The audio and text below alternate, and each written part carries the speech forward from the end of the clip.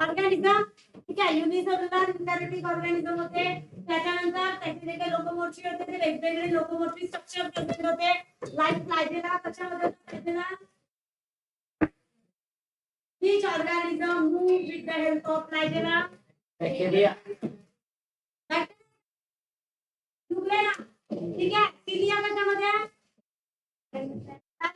मध्ये आणि सुडोपोडिया कशामध्ये?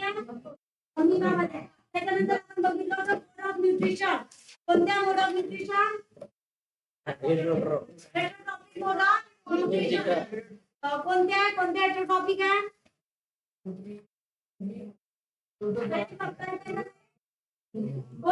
ठीक आहे. त्याच्यानंतर आपण बघितलं की kingdom Protista is divided into 3 groups. कोणत्या? प्रोटिस्टा, स्लाइमोड्स आणि प्रोटोजोआ. ठीक आहे. त्याच्यानंतर आपण बघितलं की प्रोटिस्टा अल्गी मध्ये कोणत्या अल्गी येतात? युनिसेल्युलर. ठीक आहे. जे की वॉटर बॉडीज वर असतात, वॉटर सोबत मूवमेंट करतात आणि major producers of aquatic ecosystem. ठीक आहे. आणि एक्झाम्पल आपण बघितलं होते डायनोफ्लॅजेलेट. सायंटिफिक नेम काय? डेनोडेनियम. त्याच्यानंतर आपण बघितलं डायटा, स्टिरोसिग्मा आणि एक एक्झाम्पल आहे Euglena. Euglena is a connecting lipid plant आहे.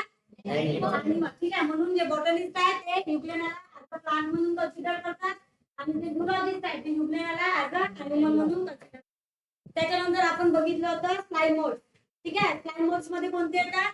असे ऑर्गॅनिझम ज्यांच्यामध्ये फंजाय आणि एनिमल कशात येतात? स्लाइमोड. ठीक आहे. व्हेजिटेटिव्ह पार्ट मध्ये सेल वॉल प्रेझेंट असते का? नो. दोन फॉर्म मध्ये असतात. हे कोणत्या? एक free living multinucleated mass of protoplasm, त्याला आपण काय म्हणतो? आणि एक असते ऍग्रीगेट्स ऑफ अमिबा, काय म्हणतो? मोड ऑफ न्यूट्रिशन कसं आहे? एक्झाम्पल काय? ठीक आहे. त्याच्यानंतर आपण तिसरा ग्रुप बघितला कोणता? जे की मोस्टली काय असतात त्याच्यामध्ये? युनिसेल्युलर युकॅरियोटिक ऑर्गॅनिझम प्रेझेंट असतात.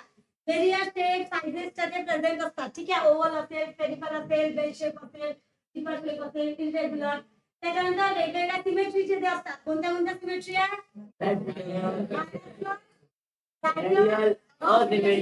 ठीक आहे. त्याच्यानंतर आपण बघितलं इट मे बी युनिन्यूक्लिएटेड, बायन्यूक्लिएटेड किंवा मल्टीन्यूक्लिएटेड. ठीक आहे. त्याच्यानंतर आपण बघितलं की सेल वॉल कशी आहे?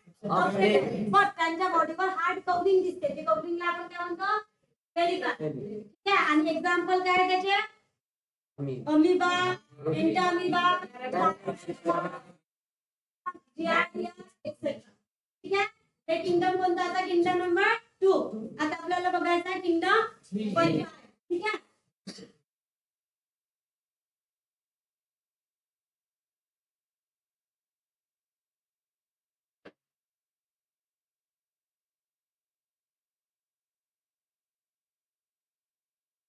सांगा मला किंगडम कोणत्यामध्ये कोणते अॅनिमल्स येतात? Multicellular eukaryotic organism. ठीक आहे. पण त्यामध्ये एक एक्सेप्शन आहे. कोणता? जर तुम्ही ईस्ट ऐकला तर ईस्ट जो आहे तो पंजाबमध्ये येतात. पण ईस्ट मध्ये युनिसेल्युलर युनिसेल्युलर आहे. म्हणून जर आपण कंबाइंडली डेफिनेशन म्हणतो तर म्हणतो की इट कंटेन युनिसेल्युलर और multicellular eukaryotic organism. But युनिसेल्युलरचं exception फक्त ईस्ट आहे. ठीक आहे. तो फक्त ईस्ट जे युनिसेल्युलर असून ते याच्यामध्ये येतात. का बरं? कारण त्याचे जे बाकीचे कॅरेक्टर आहेत ते पंजासोबत मॅच होते. म्हणून आपण म्हणू याच्यात युनिसेल्युलर और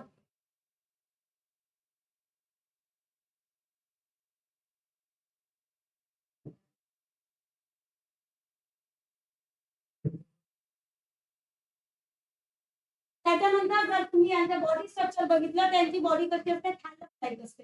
थॅलस like body structure is present. त्याला आपण म्हणतो थॅलॉइड.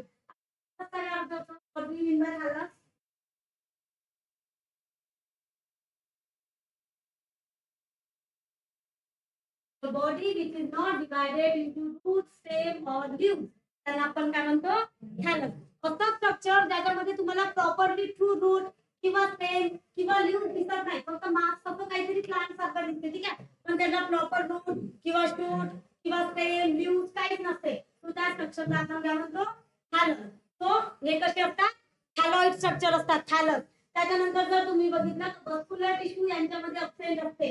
ठीक आहे, मस्क्युलर टिश्यू काय असते, आता muscular tissue is non as conducting tissue. आता काय असते कंडक्टिंग टिश्यू, प्लांट मध्ये कोणत्या दोन कंडक्टिंग टिश्यू प्रेझेंट आहे, झायलम आणि झायलम आणि फ्लोएम या अब्सेंट असतात. म्हणजे आपण म्हणून लिहू अब्सेन्स ऑफ कंडक्टिंग टिश्यू. आता का बरं अब्सेंट असेल, मी सांगितलं की यांची बॉडी रूट मध्ये किंवा स्टेम मध्ये किंवा लीव्ह मध्ये डिवाइडेड आहे का, नाही. मग त्यांच्यापर्यंत पोहोचण्यासाठी काही सिस्टीमची गरज लागेल का. आता तुम्हाला ग्राउंड फ्लोअरवरच, आता खालच्या फ्लोअरवर पाणी भरायचं आहे, त्याच्यासाठी मोटर लागेल का, की खालच्या फ्लोअर पासून टॉप फ्लोअरवर पाणी भरायचं आहे त्याला मोटर लागेल. खालच्या फ्लोअरवरून आपल्याला वर जर पाणी भरायचं तर मोटरची गरज पडेल ना. Motor in the same conducting tissue. ठीक आहे, पण जे फ्लॅट सरफेसवर आहे त्यांच्या प्रत्येक बॉडी पर्यंत एखादी गोष्ट पोहोचण्याची आहे, फॉर एक्झाम्पल फूड किंवा वॉटर, तर त्याच्यासाठी कंडक्टिंग सिस्टीमची गरज असेल का, नाही. म्हणून यांच्यामध्ये कंडक्टिंग टिश्यू किंवा मस्क्युलर टिश्यू काय असतात, अब्सेंट असतात. यांच्या जर आपण प्रोटोजोआ बघितलं म्हणजे प्रोटिन्सचा बघितलं तर सेल वॉल कशी होती, प्रेझेंट होती की अब्सेंट होती, अब्सेंट. यांच्यामध्ये सेल वॉल कशी असते, प्रेझेंट असते. ठीक आहे, सेल वॉल इज प्रेझेंट आणि cell wall is made up of chitin किंवा सेल्युलोज. ठीक आहे, आपण लिहून घेऊ.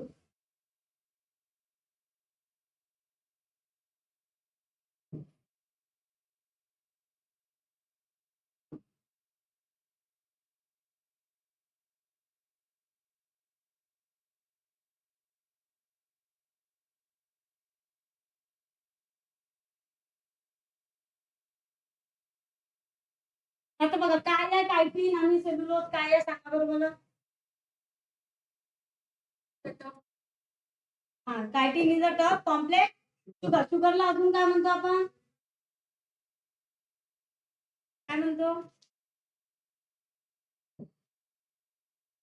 कार्बोहायड्रेट्स आहे, प्रोटीन आहे, लिपिड्स आहे की न्यूक्लिक ऍसिड, कार्बोहायड्रेट. ठीक आहे, त्याचे बायोमॉलिक्युल्स प्रेझेंट असतात. एक असते कार्बोहायड्रेट्स म्हणजे ज्याच्यामध्ये शुगर येतात, एक असते प्रोटीन, एक असते लिपिड्स आणि एक असते न्यूक्लिक ऍसिड ज्याच्यामध्ये डीएनए आणि आरएनए असते. या चार सोडून बाकी कोणते बायोमॉलिक्युल प्रेझेंट नाहीये. तो सेल्युलोज किंवा कायटिन हे काय आहे, एक टफ किंवा कॉम्प्लेक्स कार्बोहायड्रेट्स आहे, कॉम्प्लेक्स शुगर आहे. ठीक आहे, आणि जर तुम्ही गोष्ट म्हणजे जर याचं जर एखादा काय इम्पॉर्टंट फीचर्स किंवा मेन काय आहे की हे जे कायटिन आहे किंवा सेल्युलोज आहे, cellulose is the first most abundant carbohydrate present on अर्थ. अर्थ मध्ये जेवढे कार्बोहायड्रेटचे टाईप आहे ना त्याच्यापैकी सर्वात जास्त जो कार्बोहायड्रेट प्रेझेंट आहे तो कोणता आहे, सेल्युलोज. सेल्युलोज प्लांटच्या सेल वॉल मध्ये प्रेझेंट आहे आणि प्लांट जास्त आहे की एनिमल जास्त आहे, प्लांट जास्त आहे. म्हणून सेल्युलोज सर्वात मोस्ट अबंडंट कार्बोहायड्रेट्स. ठीक आहे, क्वेश्चन आहे most abundant carbohydrates present on earth surface that is cellulose. आणि second most carbohydrates present in earth surface that is chitin. कारण तुम्हाला माहिती आहे कायटिन फक्त फंगस मध्ये नाही तर कायटिन हे इन्सेक्ट, कॉकरोच वगैरे बघितलं तुम्ही त्याचा जो त्याच्यावर जे कवरिंग असते ना शायनी वाली जे चमकते ब्राऊन कलरची ते सुद्धा कायटिन पासून बनलेली असते. इन्सेक्ट पण किती सारे अर्थ सरफेसवर, लार्जेस्ट क्लास आहे इन्सेक्टचा. सो म्हणून second most abundant carbohydrate present on earth surface ते कोणतं आहे, कायटिन. तसं मला सांगा जे सर्वात जास्त कोणतं प्रोटीन प्रेझेंट असेल, most abundant protein present on earth surface. Carbohydrate नाही झाला प्रोटीन पण माहित असायला पाहिजे आपल्याला.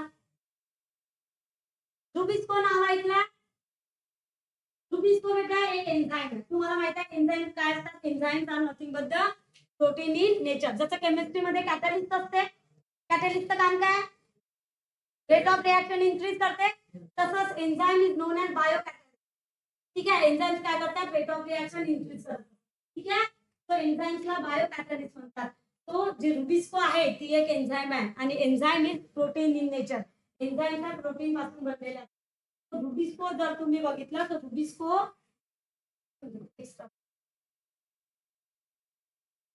रुबिस्को एक एन्झाइम आहे जे की प्रोटीन आहे. म्हणजे हा जो प्रोटीन आहे अर्थ सरफेसवर सर्वात जास्त कोणता प्रोटीन प्रेझेंट असेल तो रुबिस्को आहे. अगेन हा रुबिस्को कुठे प्रेझेंट असतो, लीफ आहे, क्लोरोप्लास्ट माहिती आहे तुम्हाला. ठीक आहे, तर क्लोरोप्लास्टचा जे स्ट्रोमा स्ट्रक्चर आहे त्याच्यामध्ये रुबिस्को असतात प्रेझेंट असतात. रुबिस्कोचा फुल फॉर्म आहे रायबोलोज 1,5 बिसफॉस्फेट कार्बोक्सिलेज ऑक्सिजनेज. मोठा आहे ते जाऊ द्या. ठीक आहे, तो लिहून देऊ का? रायबुलोज 1,5 phosphate कार्बोक्सिलेज ऑक्सीजनेज. ठीक है, आर 20 80 या ओ. ठीक है, तो रुबीज सर्वात most abundant protein present on अर्थ. तसंच सर्वात अबंडंट जो लिपिड्स आहे ते कोणता? फॉस्फोलिपिड्स. तुम्हाला माहिती आहे जे काही सेल वॉल कशापासून बनले? लिपिड्स बाय आहे. ठीक आहे, फॉस्फोलिपिड्स आहे. सो त्याच्यामुळे सर्वात जास्त most abundant lipids present on earth surface that is phospholipids.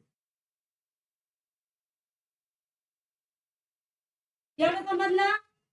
ठीक आहे, त्याच्यानंतर एवढं लक्षात ठेवा की फंगसची जे सेल वॉल आहे it is made of cellulose chitin. त्याच्यानंतर यांच्या बॉडीमध्ये जे रिझर्व फूड मटेरियल आहे, आता बघा जेवढं फूड लागतंय बरोबर आपण तेवढंच खातो का? आता मला 5 किलो कॅलरी एनर्जी लागत आहे, तुम्ही बरोबर 5 किलो कॅलरी एनर्जी देणार तेवढं फूड खातो का आपण? नाही, आपण फूड खातो त्याच्यापैकी जेवढी एनर्जी आपल्याला लागते तेवढी घेतो, बाकी आपण स्टोअर करून ठेवतो. ठीक आहे, सो तसंच यांना जेवढी एनर्जी लागते तेवढी स्टोअर करून ठेवतात, म्हणजे तेवढी यूज करतात आणि बाकीचे जे काही एनर्जी आहे ते स्टोअर करून ठेवतात in the form of for example glucose आहे. ग्लुकोज असं लक्षात ठेवायचं, एक मोती म्हणजे एक ग्लुकोज आहे. ठीक आहे, आणि मोतींची माळा म्हणजे ग्लायकोजन. म्हणजे ग्लुकोजला जर मी स्टोअर करून ठेवत आहे so glucose is store in the form of glycogen. ठीक आहे, सो यांच्या बॉडीमध्ये 2 स्टोअर फॉर्म असतात. ग्लुकोजला हे ग्लायकोजन मध्ये स्टोअर करून ठेवतात आणि जे काही लिपिड्स आहेत काय लिपिड्स त्यांना ते ऑइल ड्रॉपलेट्स मध्ये काय करतात? स्टोअर करून ठेवतात. ऑइल इज नथिंग बट तुम्हाला माहिती आहे ऑइल काय फॅट होते? ऑइल मी ऐकलं असेल ऑइल खाल्ल्याने फॅट होते, घी खाल्ल्याने फॅट होते, तूप खाल्ल्याने फॅट होते. ठीक आहे, असं फॅटी ऍसिड आहे ऑइल. तुम्ही बघत असाल ग्राउंड नट्स किंवा सनफ्लावरचे जे सीड्स आहेत त्याच्यामधून तेल निघते ना, शेंगदाण्याचं तेल असते, सनफ्लावरचं तेल असते. का बरं? कारण ते लिपिड्स कशामध्ये स्टोअर करून ठेवतात? ऑइल ग्लोब्युल्सच्या फॉर्म मध्ये स्टोअर करून ठेवतात. ठीक आहे, सो 2 बघितले आपण. स्टोअर रिझर्व फूड मटेरियल कोणत्या फॉर्म मध्ये असतात? एक तर कार्बोहायड्रेट्स आहेत ते ग्लायकोजनच्या फॉर्म मध्ये असते आणि जे लिपिड्स आहेत ते ऑइल ग्लोब्युल्स किंवा ऑइल ड्रॉपलेट्सच्या फॉर्म मध्ये प्रेझेंट असतात. ठीक आहे, त्याच्यानंतर जर तुम्ही बघितलं तर यांच्या बॉडीमध्ये 2 फेज प्रेझेंट असते.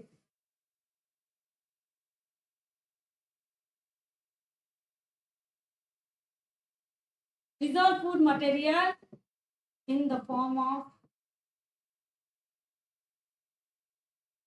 glycogen by droplets. त्याच्यानंतर बघा यांचा मोड ऑफ न्यूट्रिशन नाही ते नंतर मोड ऑफ न्यूट्रिशन पेक्षा आधी आपण बघू की त्यांचं काय सांगितलं. हा, बॉडी 2 फॉर्म मध्ये प्रेझेंट असतात किंवा 2 फेज मध्ये प्रेझेंट असते. एक व्हेजिटेटिव्ह फेज आणि एक काय रिप्रोडक्टिव्ह फेज. ठीक आहे, fungi life cycle of fungi present in 2 different phase, एक व्हेजिटेटिव्ह फेज आणि एक रिप्रोडक्टिव्ह फेज. आता बघा व्हेजिटेटिव्ह मी काली सांगितलं व्हेजिटेटिव्ह पार्ट किंवा व्हेजिटेटिव्ह फेज याच्यामध्ये काय होत असेल? व्हेजिटेटिव्ह शब्द आला की कशाशी रिलेटेड येतो? ग्रोथ किंवा न्यूट्रिएंटशी रिलेटेड आहे. काय सो म्हणून व्हेजिटेटिव्ह फेज मध्ये फक्त एवढा फेज जेव्हा बॉडीची ग्रोथ होते. क्या रिप्रोड्यूस करतात का त्या फेज मध्ये? नाही, बॉडीची ग्रोथ करण्यासाठी जे फूड लागत असेल त्याच्यासाठी म्हणून व्हेजिटेटिव्ह फेज मधलं मेन काम आहे ऍसिमिलेशन ऑफ फूड. ठीक आहे, assimilation of food occur in vegetative phase आणि रिप्रोडक्टिव्ह फेज मध्ये रिप्रोडक्शन करतात. तो बघा ऍसिमिलेशन ऑफ फूड तर ऍसिमिलेशनचा अर्थ काय होतो? Utilisation of that food for growth. एखादं फूड न्यूट्रिएंट घेण्याच्या 5 स्टेप आहेत. माहिती आहे का तुम्हाला? एक आहे इंजेक्शन म्हणजे फूडला खाणं इंजेक्शन. त्याच्यानंतर असते डायजेशन, जे फूड खाल्लं आहे त्याला ब्रेकडाऊन करणं, डायजेस्ट करणं. ठीक आहे, पहिली झाली इंजेक्शन, सेकंड झाली डायजेशन, थर्ड असते ऍब्झॉर्प्शन. जे डायजेस्ट केलं त्याला ऍब्झॉर्ब करावं लागेल, त्याला म्हणतात third step absorption. Fourth step assimilation, जे ऍब्झॉर्ब केलेलं फूड आहे त्याला युटिलाइज करणं. आपण फूड खात कशासाठी आहे? काहीतरी करायचं असेल आपल्याला काम, एनर्जी लागत असेल तर त्या फूड पासून एनर्जी घेणं, त्याला म्हणतात ऍसिमिलेशन ऑफ फूड. आणि फिफ्थ फेज किंवा फिफ्थ स्टेप असते इजेशन, म्हणजे जे वेस्ट प्रोडक्ट आहे त्याला बॉडीच्या बाहेर इलिमिनेट करणं. ठीक आहे. इंजेक्शन, डायजेशन, ऍब्झॉर्प्शन, ऍक्युम्युलेशन आणि इजेशन. तर त्याच्यापैकी जे ऍक्युम्युलेशनची फेज आहे ती कोणत्या फेज मध्ये येते? व्हेजिटेटिव्ह फेज मध्ये. ठीक आहे. आणि रिप्रोडक्टिव्ह फेज मध्ये रिप्रोडक्शन करतात. ठीक आहे. तर रिप्रोडक्शन पण 2 टाइपचे असतात. एक सेक्शुअल रिप्रोडक्शन, एक आहे असेक्शुअल रिप्रोडक्शन. सेक्शुअल रिप्रोडक्शन माहिती तुम्हाला गॅमेट फॉर्मेशन होऊन करते, गॅमेटचं फॉर्मेशन करते, male gamete, female gamete use to form zygote आणि सेक्शुअल रिप्रोडक्शन. त्याच्यानंतर जो असेक्शुअल रिप्रोडक्शन आहे, असेक्शुअल रिप्रोडक्शनची मेथड कोणती आहे? Spore formation. ते काय करतात? फंजायचं कॅरेक्टर्स होतात. ठीक आहे. फंजाय काय करतात? स्पोर फॉर्म करतात आणि यांचे स्पोर जर बघितले तुम्ही तर हवेमध्ये असतात. ठीक आहे. एरियल काही नेक आईनी दिसतात, म्हणजे काही डोळ्यांनी दिसतात, काही खूप मायन्यूट असतात, तर मायक्रोस्कोपिक असतात. डिफरंट टाइपचे स्पोर प्रेझेंट असते. फॉर एक्झाम्पल तुम्हाला टेक्स्टबुक मध्ये डायग्राम मध्ये बघा झूट स्पोर आहे, झूट स्पोर आहे ना. ठीक आहे. आता मोठा आहे, ते मूव्हिंग आहे, त्याच्यामध्ये बघा तुम्हाला दिसेल फ्लॅजेला प्रेझेंट आहे, ते 2 हेअर लाईक प्रोजेक्शन फ्लॅजेला. ठीक आहे. तर ते मूवमेंट शो करतात. त्याच्यानंतर ऍसिडोस्पोर्स आहे, बेसिडोस्पोर्स आहे, त्याच्यानंतर क्लॅमाडोस्पोर्स आहे, कोनिडिया आहे. ठीक आहे. ओइडिया आहे, यूरोडिस्पोर्स आहे. त्या डिफरंट टाइपचे स्पोर्स ते काय फंगस प्रोड्यूस करतात. त्याच्यानंतर मोड ऑफ न्यूट्रिशन काय आहे यांच्यामध्ये? मोड ऑफ न्यूट्रिशन लिहून घ्या बघा. अरे ऑब्वियसली तिथे सेकंड लाईन बघा. यांच्यामध्ये क्लोरोफिल पिगमेंट प्रेझेंट आहे का बेटा?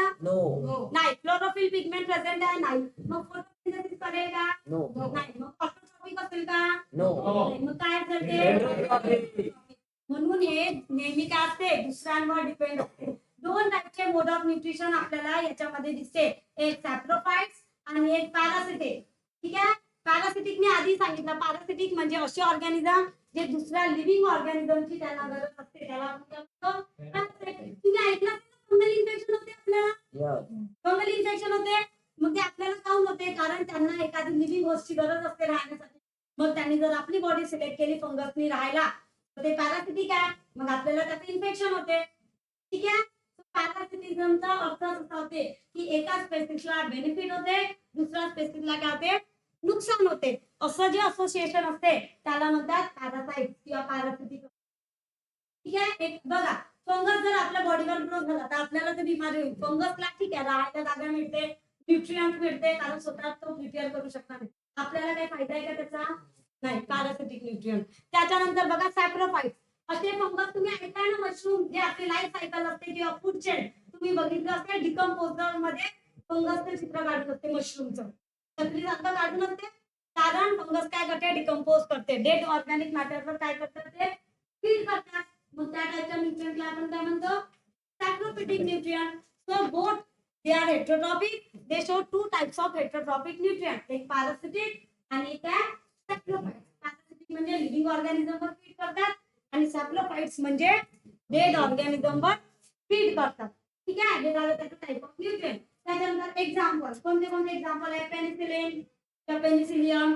ठीक आहे. त्याच्यानंतर ऍस्परजिलस, रायझोबियम, अजून मशरूम. ठीक आहे. बघा तुम्हाला माहित असेल मशरूमची भाजी खाते, भाजी बनवतात. तो सर्वच मशरूम खायचे असतात का? नाही. काही खाण्यासारखे मशरूम असतात, काही पॉइझनस मशरूम असतात. ठीक आहे. सो इडिबल मशरूमचे एक्झाम्पल काय? किल किंवा बटन मशरूम, जे काय आहे ते मोस्ट पॉप्युलर इडिबल मशरूम आहे. ते मशरूम खातात. हॉटेलमध्ये जे भाजी ऑर्डर केली आपण मशरूमची, ते कोणते मशरूम असतात? जनरली तर बटन मशरूम असतात. ठीक आहे. सायंटिफिक नेम काय त्याचा? ठीक आहे. हे झालं बटन मशरूम. त्याच्यानंतर ईस्ट बद्दल तुम्हाला थोडीशी इन्फॉर्मेशन दिली आहे तिथे. का बरं? कारण ईस्ट एक एक्सेप्शन आहे. मी आता सांगितलं की सर्व मल्टीसेल्युलर ॲनिमल्स हे फंजायमध्ये प्रेझेंट असते, बट ईस्ट काय? ईस्ट युनिसेल्युलर आहे. म्हणून ईस्ट बद्दल थोडीशी इन्फॉर्मेशन दिली आहे.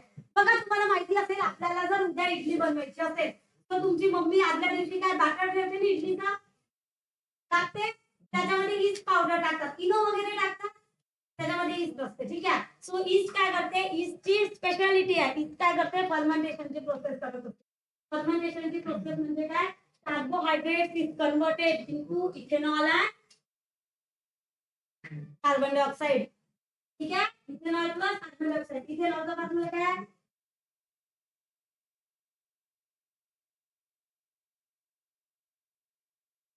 कार्बोहायड्रेट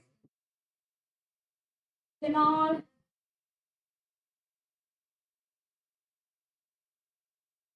इथेनॉलचा फॉर्म्युला काय तुम्हाला? कार्बोहायड्रेट काय? शुगरचा फॉर्म्युला काय? इथेनॉल काय? C2H5OH. सर्वात सिंपलचा कंपाऊंड येतो. ठीक आहे. ही आली फर्मेंटेशनची प्रोसेस. फर्मेंटेशन म्हणजे त्याच्यामध्ये जे काही कार्बोहायड्रेट्स आहेत त्याचं कन्वर्जन इथेनॉल आणि कार्बन डायऑक्साइड मध्ये करतात. आता बघा, रात्री आता फॉर एक्झाम्पल डोसा बनवायचा आपल्याला. डोसाचं बॅटर आपण रात्री टाकलं, त्याच्यामध्ये ईस्ट टाकले, दुसऱ्या दिवशी बघा तर ते फुगून दिसते ना. जेवढा तुम्ही आधी टाकला होता त्याच्यापेक्षा त्याची जे एरिया आहे ते जास्त वाढते, फुगते तो. का बरं? कारण जे ईस्ट आहे तिथे फर्मेंटेशनची प्रोसेस करते आणि फर्मेंटेशनच्या प्रोसेस मध्ये काय तयार होतो? CO2 गॅस तयार होतो आणि ते CO2 मुळे ते डो काय होते? फुगते. पण तेच जर बॅटर तुम्ही चमच्याने घेतलं आणि ताव्यावर असं स्प्रेड केलं, त्याच्यानंतर तुम्हाला डोशामध्ये स्पोर्स दिसतात ना? स्पोर्स दिसते? त्या बॅटर मध्ये स्पोर्स दिसतात का? नाही. कारण त्याच्यामध्ये काय होता? कार्बन डायऑक्साइड ट्रॅप होता. मग तुम्ही पॅन मध्ये ते टाकलं, खालून हीट दिली, कार्बन डायऑक्साइड काय इव्हॅपोरेट होईल आणि ज्या जागेवरून कार्बन डायऑक्साइड इव्हॅपोरेट झाला तिथे तुम्हाला स्पोर्स दिसेल. तसंच ब्रेड मध्ये बघा जे पाव असतो त्याच्यामध्ये तुम्हाला स्पंज दिसते ना? स्पोर्स असतात ते. का बरं? कारण त्याच्यामध्ये आधी काय ट्रॅप असते? कार्बन डायऑक्साइड ट्रॅप असते. त्याच्यानंतर तुम्ही त्याला बेकरीमध्ये ओव्हन मध्ये टाकता, मग कार्बन डायऑक्साइड काय होते? इव्हॅपोरेट होते. ठीक आहे. आणि तिचा स्पेस खाली होतो, मग ते स्पंज तयार होते. सो ही जी प्रोसेस आहे हे कोण करते? ईस्ट. सो ईस्टचा इंडस्ट्रियल यूज खूप सारा आहे. जे काही डेअरी इंडस्ट्री आहे, बेकरी इंडस्ट्री आहे, केक ज्याच्यामध्ये वगैरे केक वगैरे बनवतात, सो त्याच्यात सर्वात जास्त कशाचा यूज होतो? ईस्टचा यूज होतो. आणि ईस्ट कशामध्ये काय? फंगस मध्ये. ठीक आहे. पण ते युनिसेल्युलर असल्यावरही त्यांना फंगस मध्ये याच्यासाठी टाकतात कारण त्याचं मोड ऑफ जे रिप्रोडक्शन आहे ते सिमिलर आहे. कशाच्या? फंजाय किंगडम. जे किंगडम फंजाय आहे त्याच्या रिलेटेड आहे, म्हणून आपण ईस्टला कशात टाकतो? फंजाय मध्ये. एवढं समजलं? त्याच्यानंतर एक कन्सेप्ट आहे बघा, लायकेन्स. लायकेन्सचा अर्थ काय होतो? Lichens, the symbiotic association between fungi plus algae. बघा, मी जे सांगितलं की फंजाय कसे हेटेरोट्रॉपिक आहे, स्वतःचा फूड स्वतः प्रिपेअर करू शकतात का? नाही. अलगी कसे आहे? ऑटोट्रॉपिक आहे, स्वतःचा फूड स्वतः प्रिपेअर करतात. मग जर हे सोबत राहिले तर काय होईल? हे याला बघा, फंजाय स्वतःचा फूड स्वतः बनवते का? नाही. मग अलगी याला फूड देणार. ठीक आहे. अलगी याला फूड देणार आणि हे याला शेल्टर देणार, राहण्यासाठी जागा देणार किंवा फूड बनवण्यासाठी जे काही रॉ मटेरियल आहे ते आणण्याचं काम कोण करते? फंजाय. मग दोघांना पण फायदा होत आहे. मग या असोसिएशनला म्हणतात सिम्बायोटिक असोसिएशन. बघा, आता आपण लिहून घेऊ. प्लस प्लस म्हणजे फायदा. तर दोघांना फायदा होत असेल सो त्या असोसिएशनला म्हणतात सिम्बायोटिक असोसिएशन किंवा म्युच्युअल अंडरस्टँडिंग. म्युच्युअल पण होते. ठीक आहे. म्युच्युअलिझम म्हणतात. त्याच्यानंतर जर एकाला फायदा आणि एकाला नुकसान होत असेल त्या असोसिएशनला काय म्हणतात? Parasitic association. ठीक आहे. जसं लाईस हे आम्ही आता सांगितलं किंवा फंगस, त्यांना फायदा होता पण आपल्याला नुकसान होत आहे, तर त्याला त्या असोसिएशनला म्हणतात पॅरासिटिक असोसिएशन. त्याच्यानंतर अजून एक असते कॉम्पिटिशन. कॉम्पिटिशन दोघांनाही नुकसान झालं, दोन्ही स्पेसिस आहे, दोन मध्ये स्पेसिस मध्ये कॉम्पिटिशन होतात, दोघांचंही नुकसान झालं, सो अशा केस मध्ये कोणतं असोसिएशन असते? कॉम्पिटिशन. ठीक आहे. एकाला फायदा होत आहे, एका स्पेसिसला फायदा होत आहे पण दुसऱ्यावर काहीच इफेक्ट नाही होत आहे, हार्मफुल पण नाही म्हणजे नेगेटिव्ह इम्पॅक्ट पण नाही होत आहे आणि पॉझिटिव्ह इम्पॅक्ट पण नाही होत आहे. फॉर एक्झाम्पल, तुम्ही गाई जिथे चरते, गाई चरतात त्याच्या आजूबाजूला बगळे असतात. कशासाठी? हा, कारण गाय जेव्हा ते ग्रास खाते तर त्या ग्रास मध्ये जे छोटे छोटे किडे असतात ते तिथून निघतात. मग आता जिथे जिथे गाय खाते त्याच्या मागे मागे तुम्ही बघत असाल बगळे जातात. तो त्याला त्याचा फायदा होता, बगळ्यांना त्याचा फायदा होता. गायीला त्याच्यापासून काही प्रॉब्लेम आहे का? नाही, कारण त्याच्या खालची किडीच खातात. जिथून ते ग्रास खाल्ले की तिथून किडे उठतात आणि ते किडे ते बगळे खाऊन घेतात. तो गायीला काही नुकसान झालं का त्याच्यापासून? नाही, पण बगळ्यांना फायदा होत आहे ना. मग अशा असोसिएशनला म्हणतात कॉमेन्सलिझम. ठीक आहे. असं असोसिएशन ज्याच्यामुळे एका स्पेसिसला फायदा होत आहे आणि दुसऱ्या स्पेसिसला नुकसान पण नाही होत आहे आणि फायदा पण नाही होत आहे, त्या असोसिएशनला म्हणतात कॉमन्सॅलिझम. ठीक आहे. आणि याचा अपोजिट, एका स्पेसिसला जर नुकसान होत असेल आणि दुसऱ्या स्पेसिसला काहीच इफेक्ट नसेल होत तर त्याला म्हणतात अमेन्सॅलिझम. ठीक आहे. एवढं डिटेल मध्ये नाही तुम्हाला, हे सिम्बायोटिक असोसिएशन आला म्हणून मी बाकीचे सांगितलं. ठीक आहे. सो वेगवेगळ्या टाईपचे असोसिएशन इन्व्हायरमेंट मध्ये प्रेझेंट असतात. दोघांना पण फायदा होतो किंवा दोघांना पण नुकसान होते, किंवा एकाला फायदा एकाला नुकसान होतो, किंवा एकाला फायदा दुसऱ्याला काहीच होत नाही, किंवा एकाला नुकसान दुसऱ्याला काहीच होत नाही. सो एवढ्या टाईपचे असोसिएशन तुम्हाला इन्व्हायरमेंट मध्ये सराउंडिंगला तुम्ही बघा तर तुम्हाला ऑब्झर्व कर म्हणजे दिसणार, ऑब्झर्व करणार. ठीक आहे. एवढं समजलं का? सांगा मला आता एक एक पॉईंट सांगा बरं. पंजाब कोणत्या अॅनिमल्स आहे पंजाबमध्ये?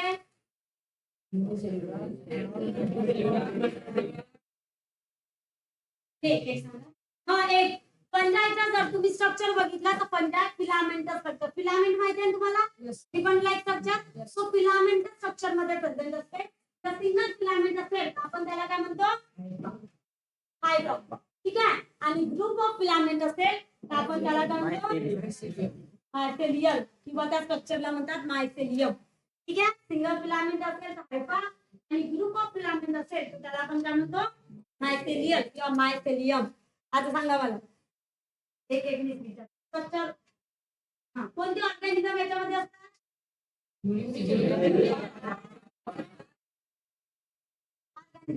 अजून मस्क्युलर टिश्यू प्रेझेंट असते की असते? बनलेली असते. मोस्ट अबंडंट कार्बोहायड्रेट्स कोणता आहे? नंबरचा प्रोटीन कोणता?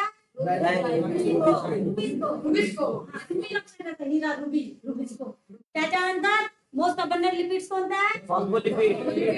मोड ऑफ न्यूट्रिशन काय असते यांच्यामध्ये? हेटेरोट्रॉपिक असते. कोणते दोन हेटेरोट्रॉप्स आहे? पॅरासिटिक. पॅरासिटिक म्हणजे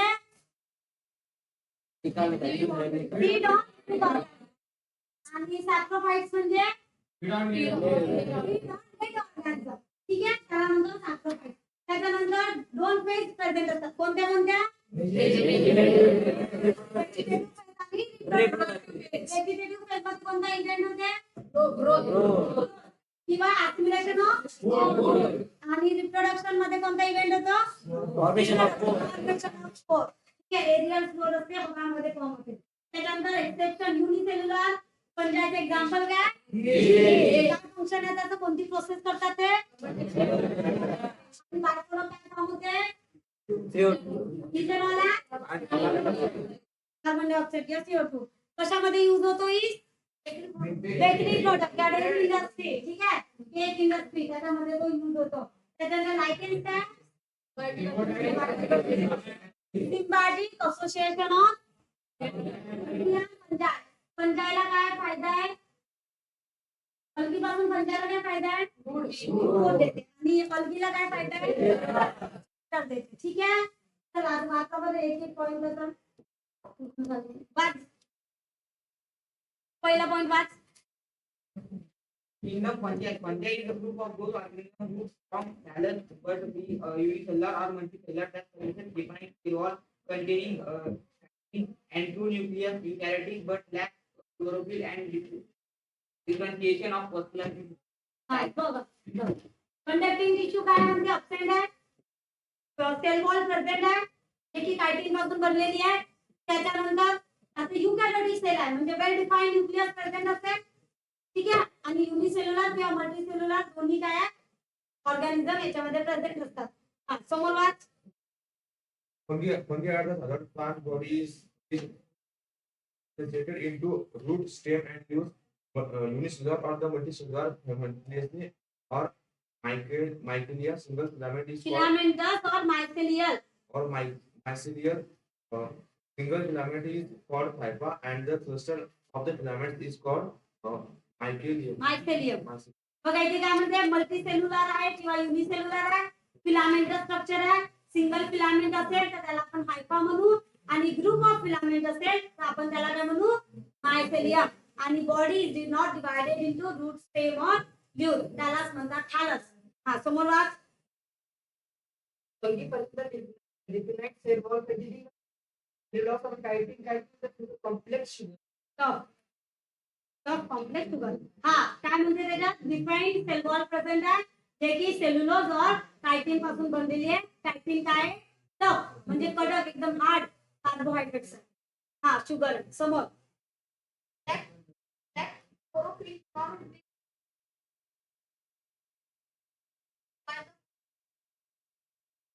They are often they either from dead or organic matter saprophyte or from other living organisms. Parasitic. हा इथे काय म्हणते पंजामध्ये क्लोरोफिल पिगमेंट काय आहे प्रेझेंट आहे की अब्सेंट आहे. अब्सेंट आहे. आणि क्लोरोफिल पिगमेंट ग्रीन कलरची आहे मग ती अब्सेंट असेल तर ते कसे असते नॉन ग्रीन. ठीक आहे नॉन ग्रीन असल्यामुळे फोटोसिंथेसिस करू शकते का ते नाही. फोटोसिंथेसिस करू नाही शकत. सो फूड स्वतः प्रिपेअर करू शकणार का नाही. मग काय आहे ते दुसऱ्यावर डिपेंड आहे. दुसऱ्यावर डिपेंड आहे आपण त्याला काय म्हणू हेट्रोट्रॉफ. मग हेट्रोट्रॉफ पण दोन आहे. एक सॅप्रोफाइट्स आणि एक पॅरासिटिक. जर ते लिव्हिंग ऑर्गॅनिझम वर डिपेंड आहे तर पॅरासिटिक आणि डेड ऑर्गॅनिझम वर डिपेंड आहे तर ते कशा सॅप्रोफाइट्स. हा समोर वाच. In the form